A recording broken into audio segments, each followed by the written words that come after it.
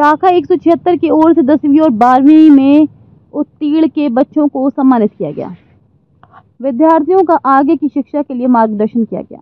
महाराष्ट्र के पूर्व मंत्री आदित्य ठाकरे के जन्मदिन के अवसर पर शिवसेना यूबीटी की शाखा 176 की ओर से 10वीं और 12वीं के उत्तीर्ण छात्रों का सत्कार किया गया ताकि उनका मनोबल बढ़ सके। इस अवसर पर बालासाहेब ठाकरे गुट के जिलाध्यक्ष प्रमोद शिंदे, सायन कोलीवाड़ा, विधानसभा संगठक गजानन पाटिल, शाखा प्रमुख प्रशांत जाधव और महिला शाखा संघटिका कल्पना ताई के साथ साथ कई शिवसैनिक मौजूद रहे।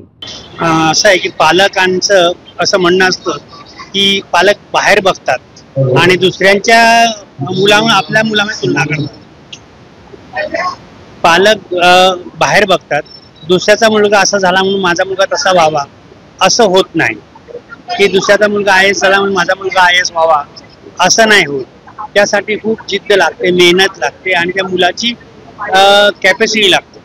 त्यासाठी आपण जे आहे ते पालकांसाठी आणि विद्यार्थ्यांसाठी स्वतंत्र असं सत्र आयोजित केल्यास त्या ठिकाणी चांगलं गायडन्स करता येईल आणि मग पालकांचं आणि विद्यार्थ्यांचं कन्फ्युजन दूर होईल।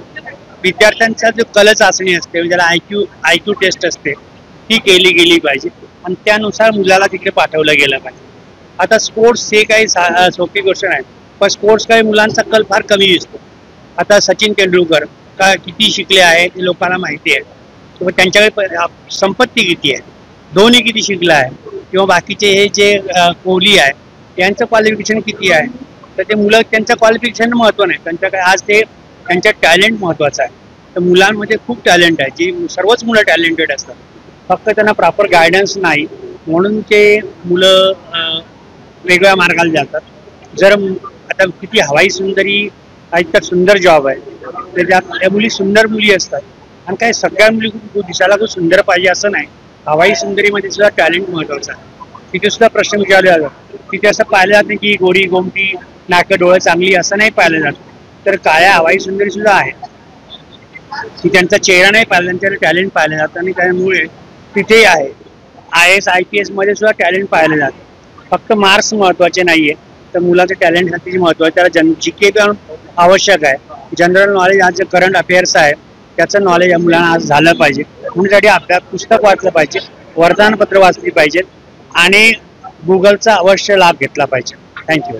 आदित्य उद्धव बाळासाहेब ठाकरे यांचा वाढदिवस होता 13 तारखेला, त्या चित्त साधून आम्ही आज हा गुणगौरव सत्कार करण्यात आलेला आहे। तसेच हिंदू हृदय सम्राट शिवसेना प्रमुख बाळासाहेब ठाकरे यांच्याही जयंतीनिमित्त आम्ही असेच रक्तदान शिबिर याच ठिकाणी आम्ही करतो। तसंच आम्हाला जे शिकवण दिलेले आहे बाळासाहेब ठाकरेंनी की 80% समाजकारण आणि 20% 80% राजकारण 20% आणि समाजकारण 80%।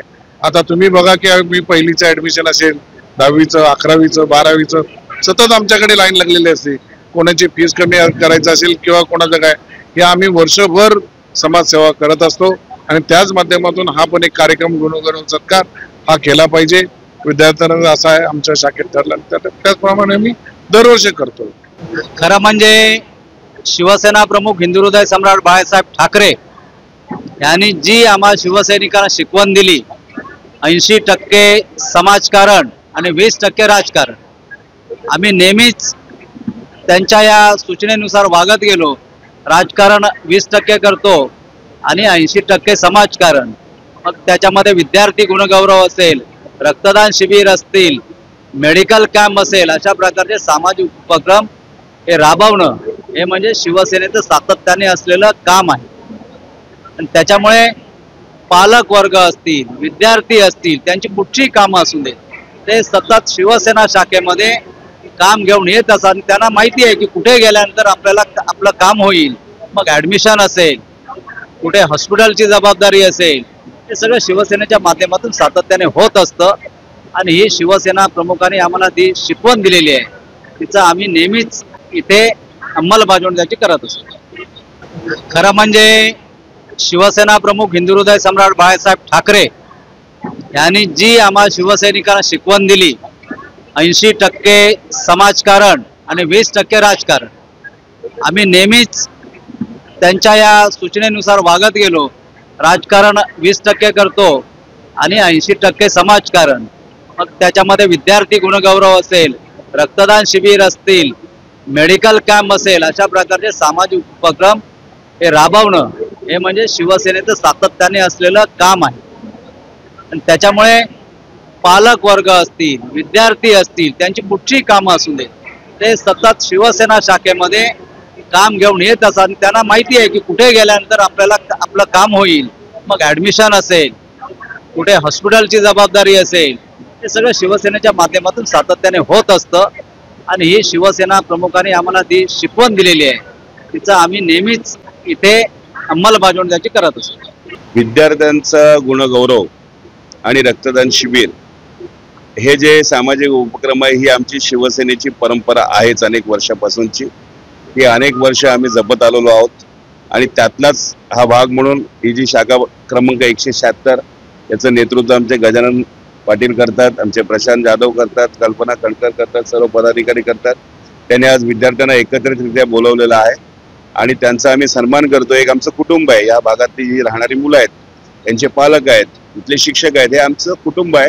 आणि त्या कौटुंबिक भावनेमधूनच आम्ही आमच्या कुटुंबातली एखादी व्यक्ती त्या ठिकाणी उत्तीर्ण झाली आहे, तर त्यांचा मान सन्मान ठेवून त्यांना प्रोत्साहन देणं हे आम्ही आमचं कर्तव्य समजतो. आणि ह्या भावनेतून शिवसेना शाखेने हा कार्यक्रम, मूळ शाखेने, ओरिजिनल शिवसेनेने, उद्धव बाळासाहेब ठाकरे शिवसेना पक्षाच्या वतीने हा कार्यक्रम आयोजित केलाय. मी विद्यार्थ्यांना पण शुभेच्छा दिल्यात आणि शाखेच्या आमच्या पदाधिकाऱ्यांना सुद्धा शुभेच्छा दिल्या. आता 3 वर्ष तर मुंबई महानगरपालिका या ठिकाणी अस्तित्वात नाही आहे असंच दिसतंय, कारण प्रशासन आहे. प्रशासनाला कंट्रोल हे मुख्यमंत्री करतायत, नगरविकास मंत्री करतायत. आणि तुम्ही बघितलं की जवळजवळ 90,000 कोटींची जी ठेवी आहे ती उद्धव साहेबांनी त्या ठिकाणी एक मुंबई महानगरपालिकेसाठी, आपल्या नागरिकांसाठी 90,000 कोटी रुपये त्या ठिकाणी ठेवले होते. का? तर वेगवेगळ्या विविध योजना राबवण्यासाठी. परंतु त्यातून सुद्धा या पैसे या लोकांनी काढले. 2 लाख कोटीच्या वरती डेफिसिट मध्ये आज मुंबई महानगरपालिकेला म्हणजे त्यांनी तोट्यातच आणलेलं आहे जवळजवळ. आणि त्यातून कामं कुठली होत नाही, फक्त कॉन्ट्रॅक्टरची बिलं जी आहेत ती निघालेली नाहीत. परंतु वास्तविक पाहता कुठलीच सेवा ही मुंबई महानगरपालिकेला ज्याप्रमाणे पूर्वी मिळत होती ती आता मिळत नाही. परंतु आता हे लोकांना दिसतंय. आज तुम्ही सुप्रीम कोर्टाचा आदेश बघितला असेल, म्हणजे त्याने तो आदेश दिला आणि त्याच्यानंतर सरकारला भाग पाडलं.